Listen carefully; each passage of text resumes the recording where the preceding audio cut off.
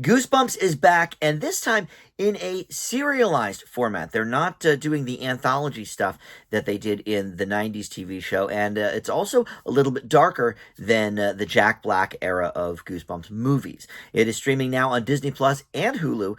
Let's talk Goosebumps.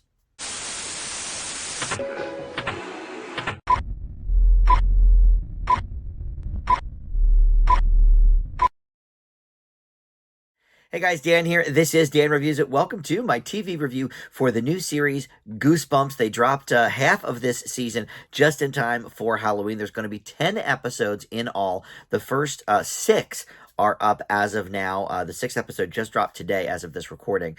But I was able to watch the first five. So I'm going to review basically the first half of the season for you. But before we launch into that, let me welcome you into Dan Reviews It. Thank you for finding this video. We do movie and TV reviews here on Dan Reviews It. And I try to post something new just about every day. So always something to check out, be it movie related, TV related. And all of those videos are in handy playlists on the homepage as well, because I know I drop so many videos. You know, if you're only interested in sort of one thing, you can check out the playlist for 2023 movies, 2023 television series. Also, since it is spooky time, I did make a playlist for my 2023 horror film releases as well. So this one won't be a part of that because it's a TV show, but if you do like the horror stuff, you can check that out as well. And please subscribe. That helps the channel out tremendously, of course. Okay, so Goosebumps. I was, a little bit older than the target demo when the original 90s series was on. Also, I did not have cable. So, I've seen a couple of episodes in passing over the years, but I was not like super into these books or the movies when they originally, or the TV series, I should say, when they originally came out in the 90s. But the Jack Black movies, I was more attuned to. I took my nephews to the two Jack Black Goosebumps movies they made, in which Black actually played R.L. Stine, the author of the Goosebumps books, and then the stuff from the books, it turns out to be real, that kind of thing. Fun movies. The second one I don't quite remember as much as the first, but the first one was very good. Second one maybe more middling, I don't quite remember. But in this version, they do a through line with the story. It is a serialized version of the story, which, makes sense in the streaming age, because people will go ahead and binge, a bunch at a time. In fact, the first 5 episodes all dropped at once, and then they're doing week by, or maybe the first 4, whatever. There was a big chunk of episodes dropped at the same time, and then one by one through the end of the season, which is going to be right before Thanksgiving. But this was directed by, I shouldn't say it was directed, maybe 1 or 2 of the episodes, but this was developed, I should say, by Rob Letterman and Nicholas Stoller. And Rob Letterman directed the Jack Black films. I think both of them, at least the first one. So he obviously kind of knows this subject matter pretty well. And so what they've done here is we're following a group of 5 high schoolers going on this, shadowy, twisted adventure to investigate a tragic passing 3 decades earlier of a teenager at the time named Harold Biddle, who, knew a lot of these kids' parents. So, some of them get involved as well. And as the kids, you've got Zach Morris. It's wild to me there's an actor named Zach Morris, because, of course, that was the main character on Saved by the Bell so many years ago. But it's spelled differently. It's Z-A-C-K, and I think Zach Morris was with a C, or with a C-H. Anyway, I'm not sure why you wouldn't change your name as an actor, but okay. So Zach Morris stars as Isaiah, who is the star quarterback. Issa Briones is here as well as his neighbor. Miles McKenna plays James, who is Isaiah's best friend. Anna Yipug as Isabella, who is sort of the outcast at school. And you have Will Price as well as another friend named Lucas. And you have Rachel Harris and Rob Hubel as a couple of the parents. We know them. And Justin Long, sort of the adult that ties everything together. He plays the new English teacher, and he moves in to the old Biddle house. And at the end of the first episode, something happens to him that will continue throughout the series. with that. All right, so that's kind of all we'll talk about with spoilers, I suppose.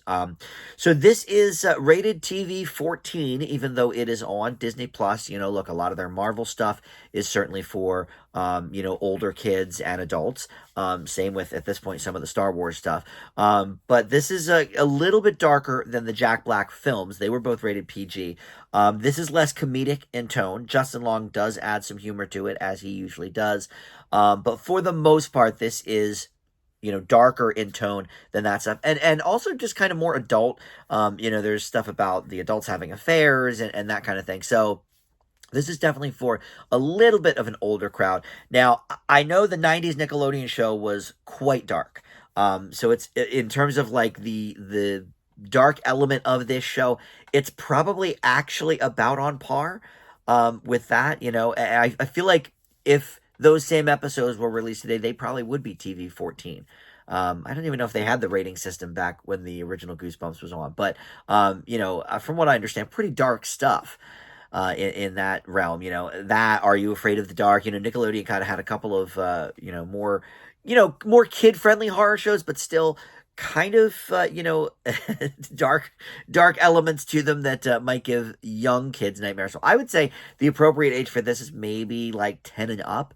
Certainly, I think probably more for the tween set and maybe early teens than anything else. And as a result, the kids portrayed in this are older than the kids from the original show or the movie versions. So this does play out a bit as a high school drama with some horror elements to it, but there is certainly a through line with that horror story. It's not like, I don't know. I want to say something from the CW, but all of those turn into kind of horror shows eventually, like Riverdale and stuff.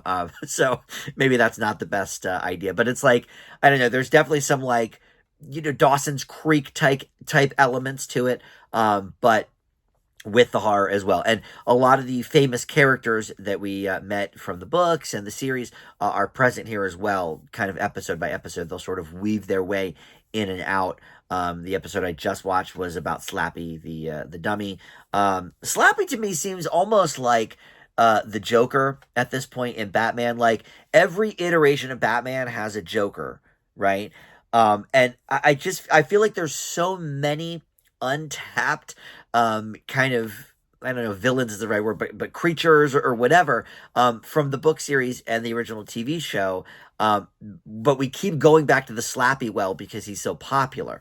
It's kind of like Batman. There's so many Batman villains, yet we've always got to tackle the Joker, at least with like the first or second movie or series of Batman. So that's kind of how I feel about that. But I do like Slappy, and because I wasn't huge into the books or the shows, I do know him more than any of the other characters, I suppose.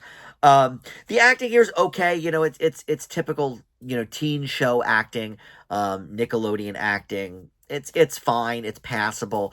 The adults kind of give it a little bit of gravitas. Rachel Harris, we've seen, do so many different, mother roles and stuff over the years and best friend roles. Same with Rob Hubel. He's done a lot of parent roles. Justin Long, is always fun. He never seems to age either. He looks like he did about 15 years ago in Accepted. He looks almost the same. But he's, a little more dark here as the character goes.